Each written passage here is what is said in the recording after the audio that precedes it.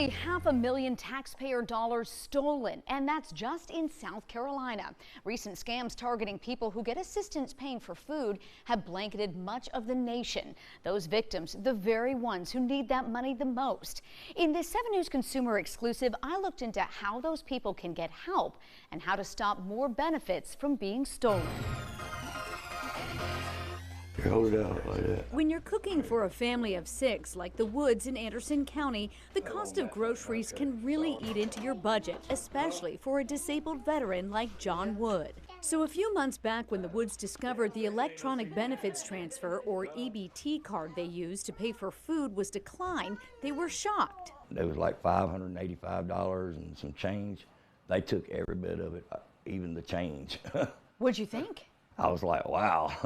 We're gonna be hurting for Christmas for our kids because we didn't even have a turkey, ham, nothing. The money stolen was taxpayer dollars from the Federal Supplemental Nutrition Assistance Program, or SNAP, administered by each state's Department of Social Services. Sean Fay, the Inspector General for South Carolina's DSS, says one way he was alerted to the wide scope of the scam was a text he received, even though he's not a SNAP recipient. The phishing campaign warned that your South Carolina EBT card had been locked. All you had to do was call or click. What made this particular scam so tricky? They always have this sense of urgency, and that's usually one way that you can tell it's possibly a scam, because they use that sense of urgency to trick you to quickly going there, because if you don't confirm your credit card or your EBT card, you might lose your benefits. The agency is quick to point out some of the losses also stem from skimming, where card information is stolen by fraudulent card readers at the point of checkout. Wood says he suspects his number was stolen from a vendor offering free EBT phones and tablets. They took a picture of the EBT card and her driver's license and got our information. And so you think that might have been? I think that's how it would, because they were from New York. Jamaica, New York, it turns out, is where records show his card was drained.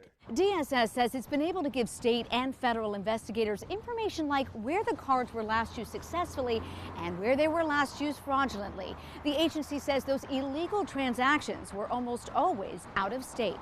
DSS tells 7 News to date, the agency is aware of more than 900 cases of stolen benefits from October through December of last year.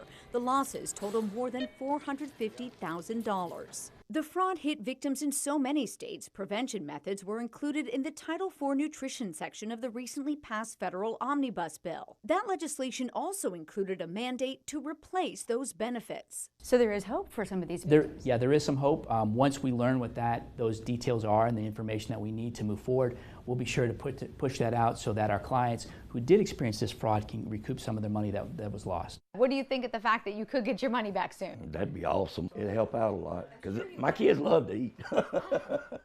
Now, DSS says it does not text or email SNAP clients unless you reach out first.